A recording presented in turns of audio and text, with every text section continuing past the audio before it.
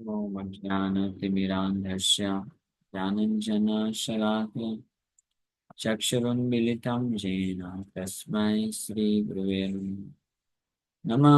विष्णुपादाय कृष्णप्रेष्ठाय भूतले श्रीमते भक्तिवेदान्त स्वामिन्युति नामिने नमस्ते सारस्वते देवे गौरवाणी प्रचारिणे निर्विशेष शून्यवादी पाश्चात्यदेशतारिणे नित्यानंद नमस्तुभ्यं प्रेमानंदप्रदायिने कलौ कल्मषनाशाय जानवापतये नमः। नमो महावदन्याय कृष्ण प्रेम प्रदायते कृष्णाय कृष्ण चैतन्य नामने गौरतुसे नमः। जय श्री कृष्ण चैतन्य प्रभु नित्यानंद श्री अद्वैत गदाधर श्रीवासादि गौर भक्त वृंद। हरे कृष्णा कृष्णा कृष्णा हरे हरे हरे राम राम राम हरे हरे। हरे कृष्ण।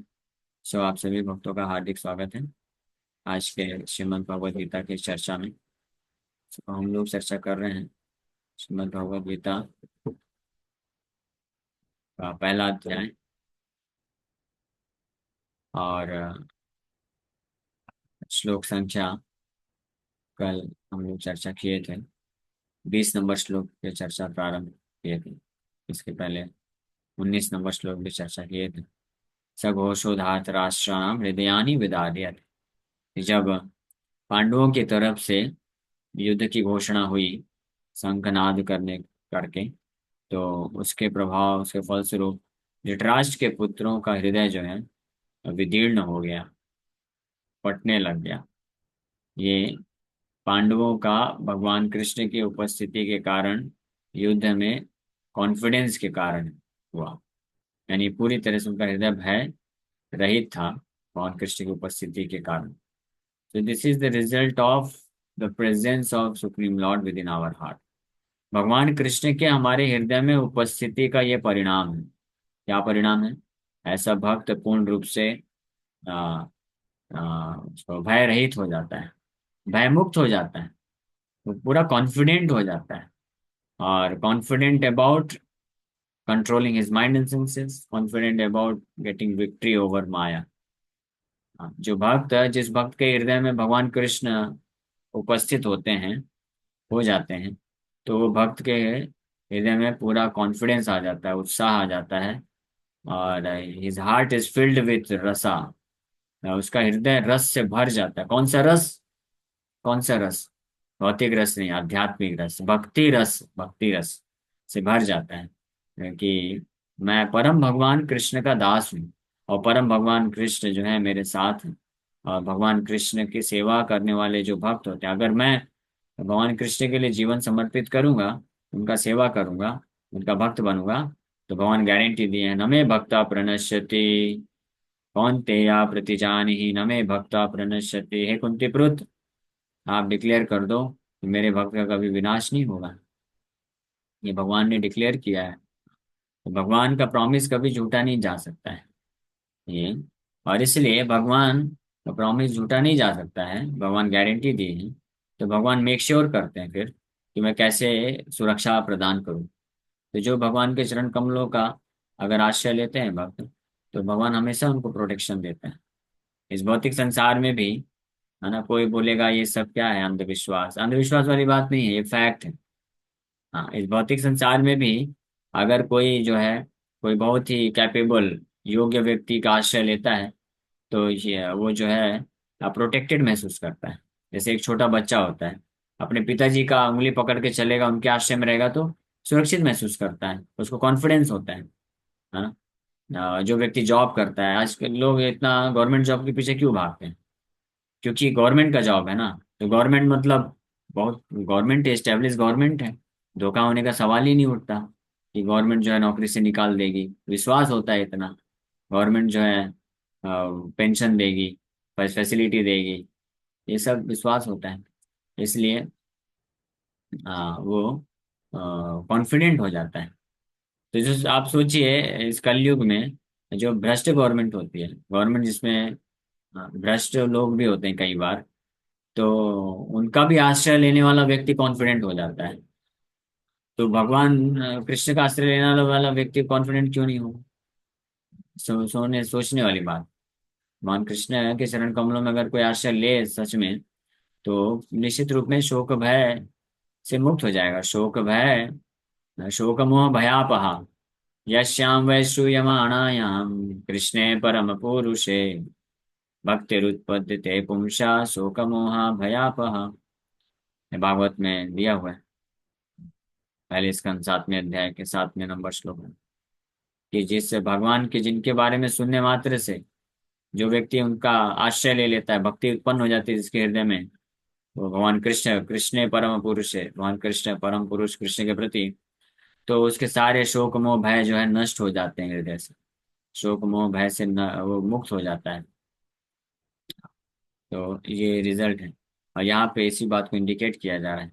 लेकिन वहीं दूसरी ओर जो भगवान के आश्रय में नहीं है, तो भले ही बाहरी रूप से कितने भी सफल दिखें, कितने भी योग्य दिखें, वो भयभीत रहते हैं। यही यहाँ पे रिजल्ट दिख रहा है। पांडवों के द्वारा जब शंखनाद किया गया, तो उसके फलस्वरूप ये धृतराष्ट्र के पुत्रों का हृदय भयभीत हो गया। लेकिन पांडवों के हृदय में ऐसा कुछ हुआ है, ऐसा वर्णन नहीं प्राप्त होता है। जब कौरवों की तरफ से शंखनाद किया गया था, तो पांडवों को ऐसा कोई अनुभूति नहीं हुई।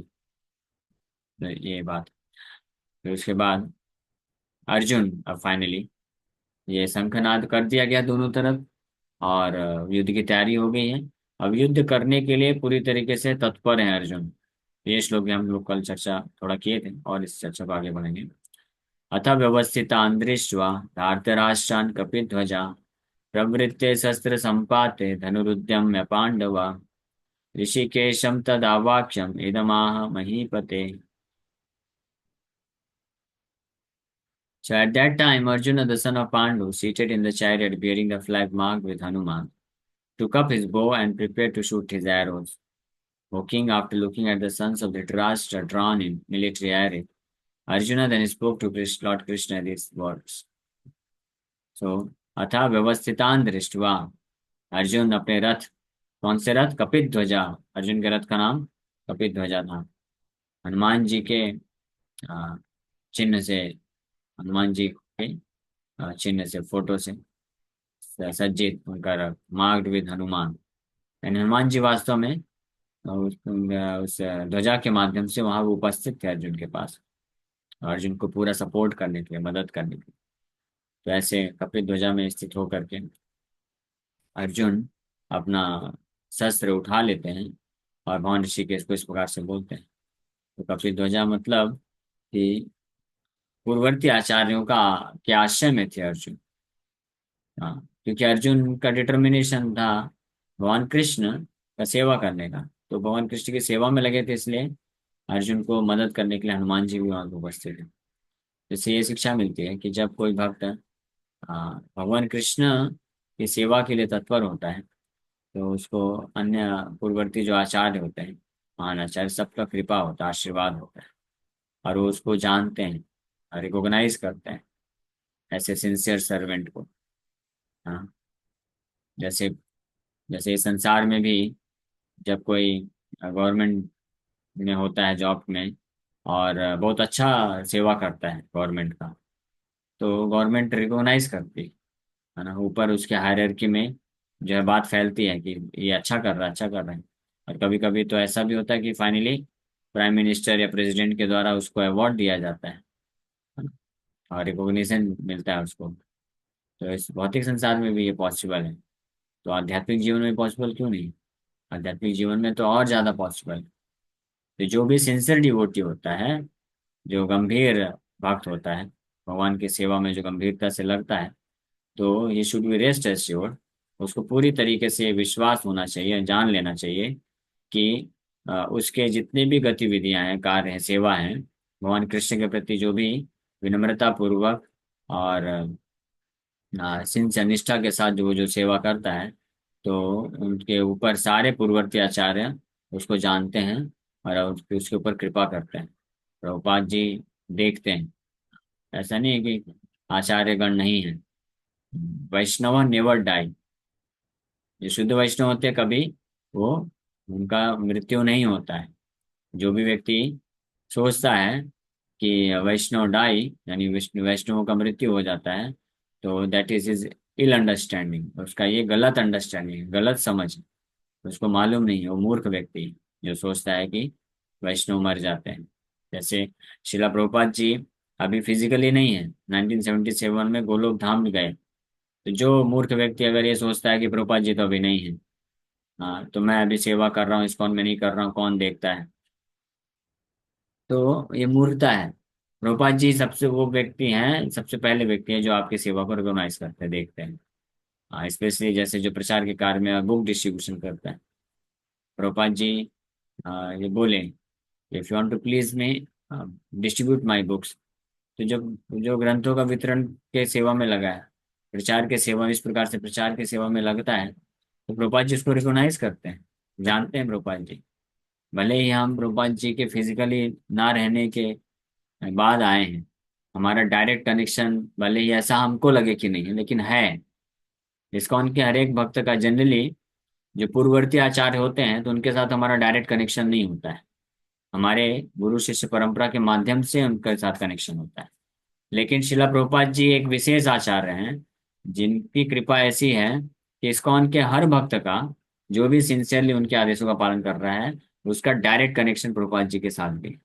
और प्रभुपाद जी इस्कॉन के हर भक्त के जो है डायरेक्ट शिक्षा गुरु हैं, डायरेक्ट गुरु भी हैं।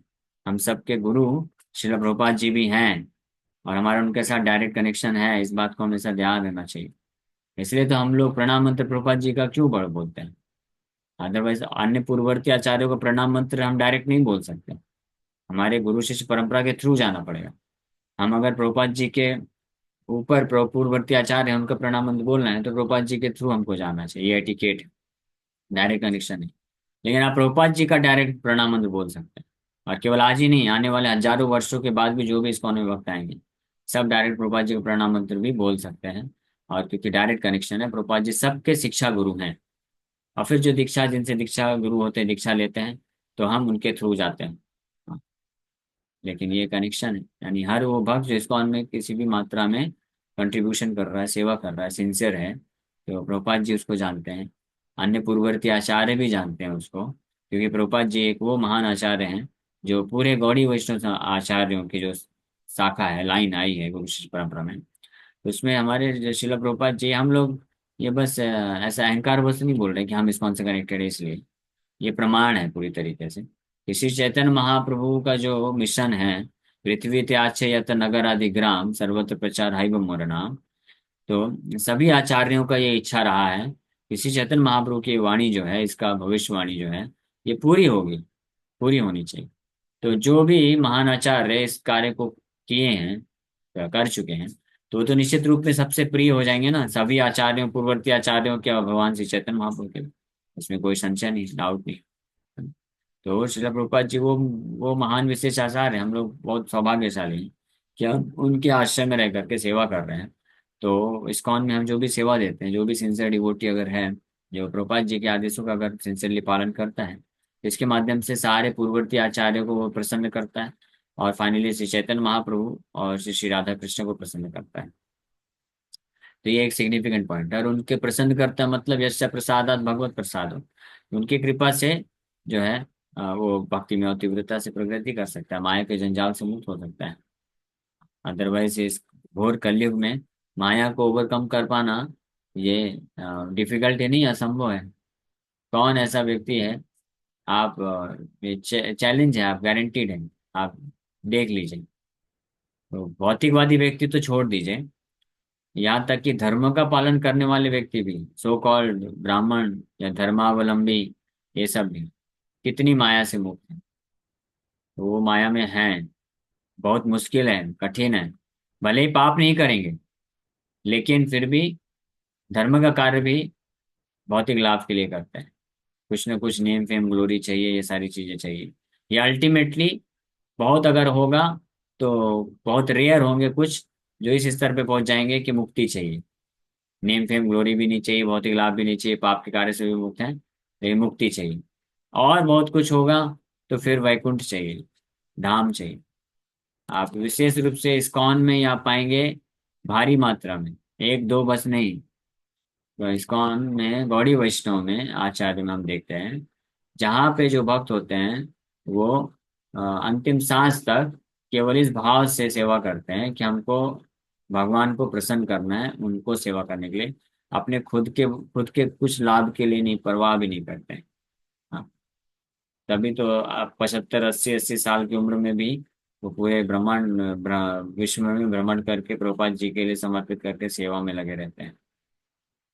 तो ये आप यूनिक, ये जो चीज है ना, ये यूनिक है अबाउट गौड़ी वैष्णव, और स्पेशली इस्कॉन। इस्कॉन के बारे में एक यूनिक चीज है, ये आप और किसी संस्था में ऐसा पाएंगे नहीं। है क्या, मालूम है आपको कोई संस्था? ये अहंकार वाली बात नहीं है, तो फैक्ट। ऐसा कोई है अगर तो बता दीजिए आप। हम सारी संस्थाओं को, सबको रिस्पेक्ट करते हैं, कोई डाउट नहीं है। 4 वैष्णव संप्रदाय हैं और सब बहुत अच्छे हैं, वो भगवान के धाम जा सकते हैं, उसमें कोई संशय नहीं। शुद्ध भक्त भी हैं वहाँ पे। लेकिन जिस प्रकार से कृपा शिला प्रभुपाद जी की संस्था में रहने से मिलती है, हम उसका वर्णन कर रहे हैं। वो यूनिक है अपने आप में। जहाँ पे जिन संस्था में, इस्कॉन में आकर के 6 महीने 8 महीने 1 साल भी अगर कोई सिंसियर डिवोटी होता है ना, वो प्रचारक बन जाता है। अगर सिंसियर है, उसका एटीट्यूड है, भाव, थोड़ा भी भाव अगर गुरु के प्रति, प्रभुपाद जी के प्रति विकसित हो जाता है ना, तो अपने हृदय से सारी कामनाओं को निकाल के फेंकने के लिए तैयार हो जाता है। कोई कामना नहीं रखना है, कोई भौतिक इच्छा नहीं रखना है, केवल भगवान कृष्ण को संतुष्ट करने के लिए सेवा करना है। भले अनर्थ होंगे, अनर्थ परेशान करते हैं शुरू में, पूरी तरह से हृदय अभी शुद्ध नहीं है, लेकिन कम से कम वो इस तत्व पे स्थित हो जाता है कि ये सब भौतिक अनर्थों से मुझे अपने आप को मुक्त करना है। ये कम बात है क्या? ये पहचान पाना कि भौतिक कामनाएं, भौतिक इच्छाएं, आप बाहर चले जाइए, लोगों को पता भी नहीं है भौतिक इच्छा शब्द का अर्थ, मतलब भी नहीं मालूम। और भौतिक इच्छाएं फिर क्या क्या होती है ये भी नहीं मालूम। न केवल हम भौतिकवादी व्यक्तियों की बात कर रहे हैं, धर्म का पालन करने वाले लोगों की भी यही गति है। नहीं, अंडरस्टैंडिंग नहीं है। बहुत सारा गीता भागवत शास्त्र पढ़ने वाले लोगों के पास भी पूरी तरह से अंडरस्टैंडिंग नहीं है। भागवत का दूसरा श्लोक है धर्म प्रोज्जिता, इसका एग्जैक्ट अर्थ क्या है, ये अंडरस्टैंडिंग भी जो गौड़ी वैष्णवाचार्य में जो आश्रय लिए हैं उनके पास परफेक्ट तरीके से है। न केवल अंडरस्टैंडिंग है, उसको पालन कर पाते हैं। हाँ, कई तो वह धर्म अत्र प्रोज्जिता, प्रोज्जिता मतलब प्रकृष्ट रूपेण उज्जिता। प्रकृष्ट रूपेण मतलब पूरी तरीके से उखाड़ के फेंक दिया गया है ये धोखा देने वाले धर्मों को। तो पूरी तरह से उखाड़ के फेंक दिया में क्या चीज सम्मिलित है? ये मोक्ष वांछा अपि अत्र उज्जिता। श्रीधर स्वामी इसका टीका करते हैं। मोक्ष वांछा, मोक्ष मुक्ति की इच्छा को भी निकाल के फेंक दिया गया है, और मुक्ति भी 5 प्रकार की होती है। यानी वैकुंठ में जाकर के नारायण का पार्षद बनने की इच्छा को भी निकाल के फेंक दिया गया है। सोच लीजिए। तो this is the glory of the sampradaya with which we are connected. जिस संप्रदाय से हम लोग कनेक्टेड हैं, ये हमारा परम सौभाग्य है। तो जो भी इस प्रकार से सिंसियरली अगर अपना जीवन को जो है समर्पित करता है प्रभुपाद जी के प्रति, इस्कॉन के प्रति, जीवन समर्पित करने का मतलब ये नहीं कि आपको घर बार छोड़ना है। इस्कॉन में 95 98% गृहस्थ भक्त हैं। हाँ, लेकिन ऐसे ऐसे गृहस्थ भक्त भी हैं जो पूरी तरह से समर्पित है, सन्यासी के जैसे, ऐसे भी हैं। ठीक है, तो जीवन समर्पित करने के लिए मतलब ये नहीं है कि जो गृहस्थ है तो घर बार छोड़ दो। नहीं, जो घर बार है, मानस देह गेह जो किछु मोरा अर्पी लतुआ पौधे नंद के सोए, सब आपकी सेवा। उनका घर घर नहीं होता है, वो सेंटर हो जाता है, प्रीचिंग सेंटर हो जाता है। वहाँ पे प्रोग्राम करते हैं, नामहट प्रोग्राम चालू कर देते हैं, भक्ति वृक्ष प्रोग्राम चालू करते हैं, और एकत्रित करते हैं आसपास के लोगों को, 20 से 30 40 50 लोग जितने भी आते हैं, उनका प्रोग्राम करवाते हैं। इस्कॉन से जो है सीनियर भक्त उनको बुलाते हैं, कथा होता है, प्रवचन होता है, और फिर प्रसादम वितरण करते हैं, सब निस्वार्थ भाव से। ऐसा कहीं मिलता है? आप नहीं पाएंगे। भले ही बाहर समाज में कुछ लोग होते हैं जो सत्यनारायण की कथा कराएंगे, भागवत कराएंगे, लेकिन वो बाहर से धर्म का कार्य दिखता है, लेकिन वास्तव में अगर कोई एनालिसिस करेगा तो उसमें वो अपनी भौतिक इच्छाएं जब बनी रहती है, निस्वार्थ भाव से नहीं होता है। वो इस चीज इच्छा से करते हैं वो कि हम पुण्य पा जाएंगे, पुण्य कमाएंगे, स्वर्ग इत्यादि लोगों को प्राप्त करेंगे, या इस इच्छा से करते हैं कि दिखाने के लिए कि हम देखो हम धार्मिक हैं, या अनेकों प्रकार की इच्छाओं से भरा रहता है। लेकिन इस्कॉन का एक सिंसियर डिवोटी होता है, गृहस्थ भक्त होता है, वो एक छोटा सा प्रोग्राम घर पे ऑर्गेनाइज करता है, कुछ 10 12 15 20 25 लोग एकत्रित करता है, खुद से एक प्रसाद बनाता है और करता है विदाउट एनी मोटिवेशन। कोई मोटिवेशन नहीं होता है, केवल एक ही मोटिवेशन होता है कि प्रभुपाद जी का प्रचार होना चाहिए, इस्कॉन भगवान कृष्ण की भक्ति का प्रचार होना चाहिए। ये मोटिवेशन से प्रचार, स्पेशली जो इस्कॉन में कुछ साल तक रह करके अगर दीक्षा ले लिया है और जो सिद्धांत को जानता है ना। इस्कॉन में जब हम बोलते हैं कि इस्कॉन का भक्त है, तो समझना चाहिए इस्कॉन का भक्त मतलब इस्कॉन के फाउंडर आचार्य श्रीला प्रभुपाद जी की शिक्षाओं को जो पढ़ के समझा हुआ है, उसकी बात कर रहे हैं। केवल इस्कॉन में समय व्यतीत किया है तो may not be necessarily like ISKCON follower.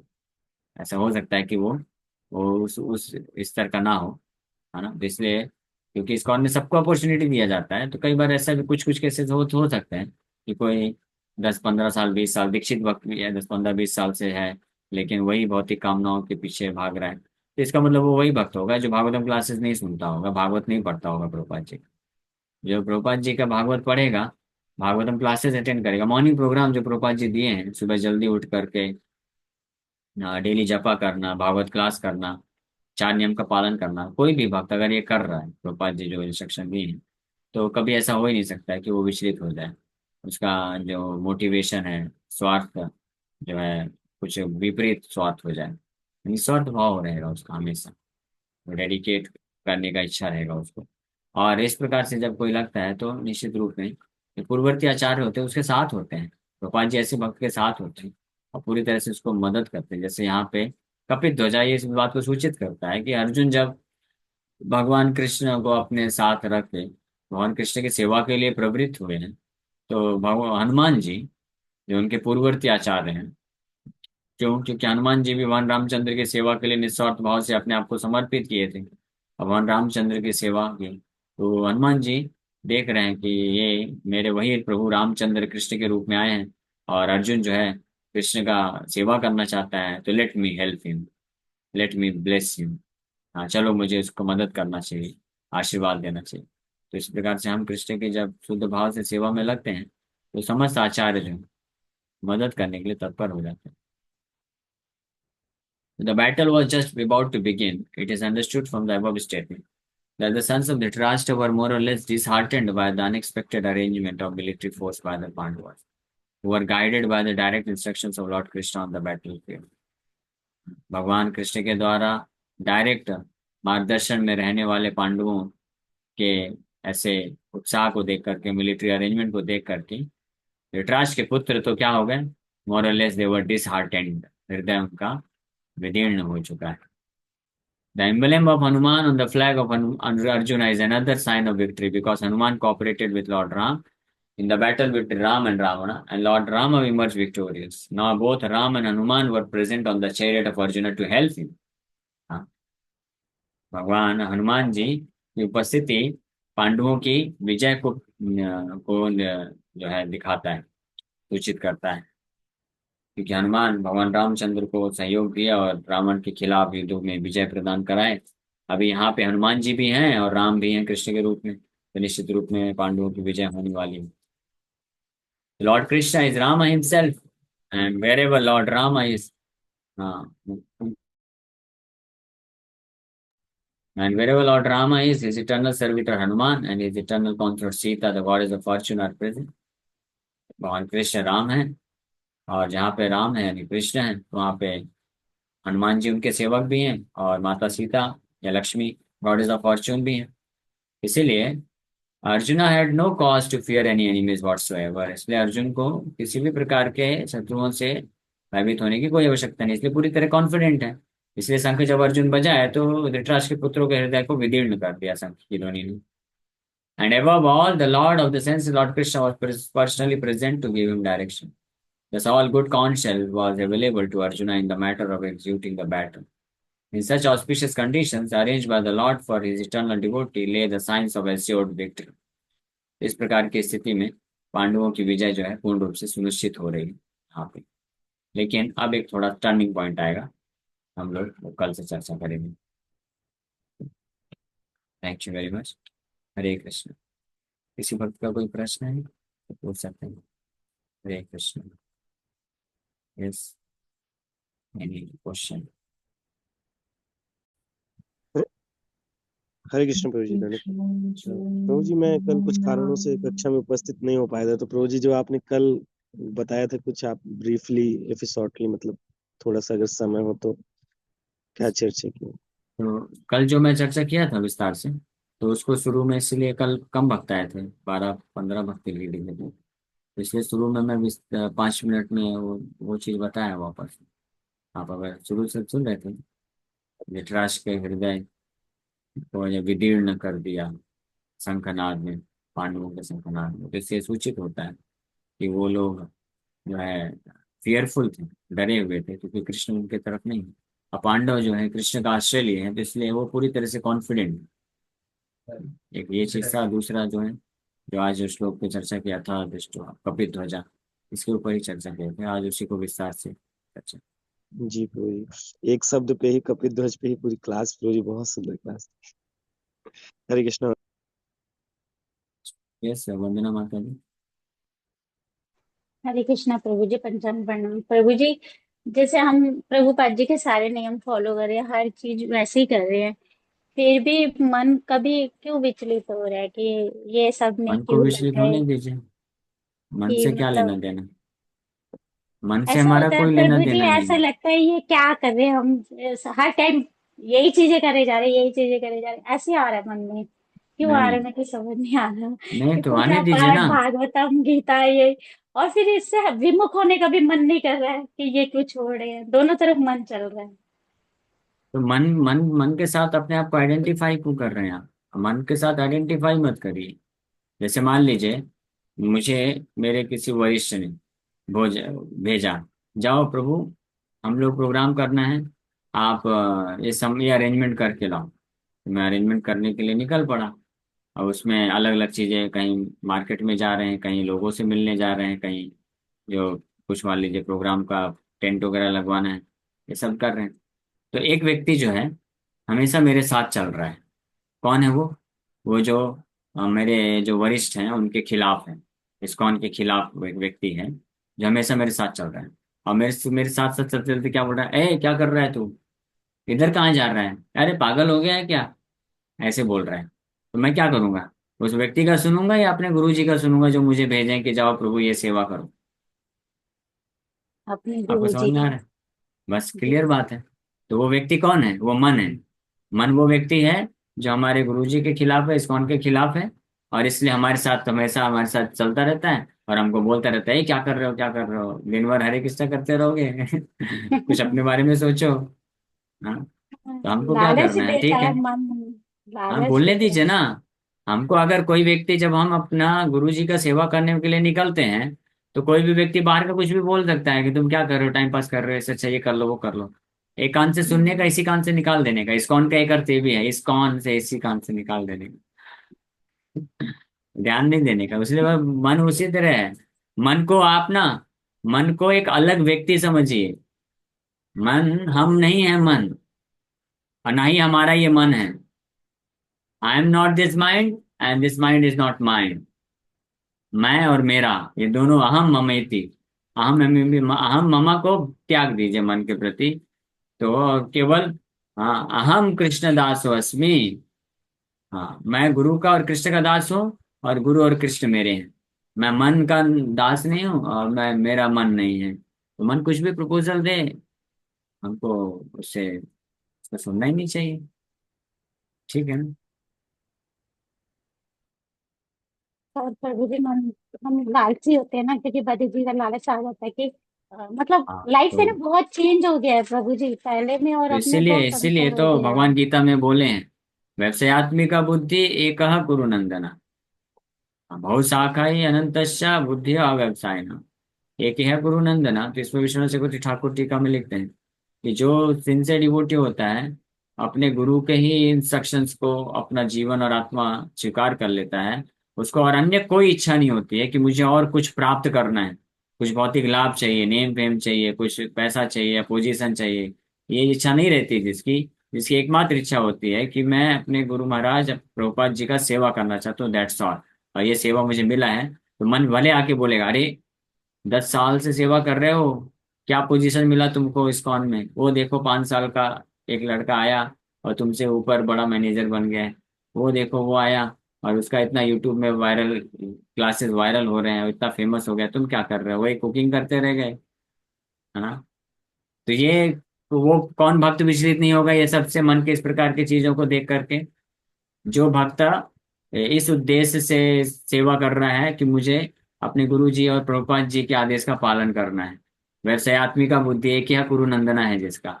लेकिन बहुत शाखा है, बहुत सारी शाखाएं हैं कि मुझे भी कुछ मिलना चाहिए, मेरा भी नाम होना चाहिए। जैसे जैसे मैं बड़ा हूँ, इस्कॉन में ग्रो हूँ, 10 12 साल 15 साल होते जाएं, तो मुझे भी फिर पोस्ट मिलना चाहिए, नाम होना चाहिए।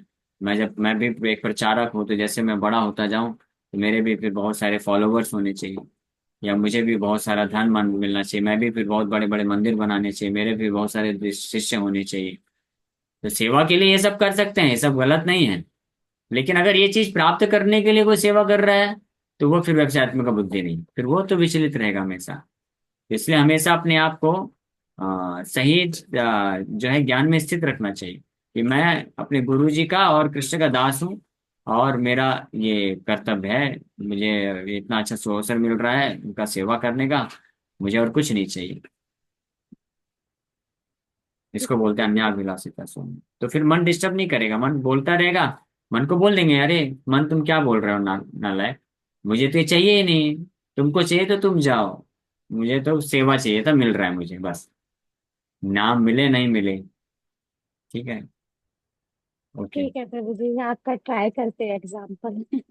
हरे कृष्ण। थैंक हरे यू, क्षमा कृष्ण। करिएगा, मैं थोड़ा सा स्ट्रांगली बोल दिया, माफ नहीं प्रभु करिएगा। जी, आपने बहुत अच्छा बोला, क्योंकि सच में मन हमें बहुत विचलित करता, मतलब आज बहुत विचलित हो रही हूँ। या तो कुछ नेगेटिव चीजें होती है, कभी कभी हमारे साथ हर चीज पॉजिटिव नहीं होती, कुछ नेगेटिव होते हैं तो हम विचलित होना शुरू हो जाते हैं। ठीक है, मैं टेंशन अपने मत मन लीजिए। से तो यही सब बोल रही हूँ, पर आपका भी हाँ। एग्जाम्पल ट्राई करूंगी, जब भी मेरा मन ओके घूमेगा ओके, मैं चलिए। यही बोलूंगी। हरे कृष्णा ठीक है, प्रभु जी, okay. Thank you. Hare Krishna. Okay. Hare Krishna. तो समय हो गया है, ये पे विराम करते हैं, नेक्स्ट क्वेश्चन बाद में लें, क्योंकि मेरा अभी 15 मिनट बाद एक और क्लास है, और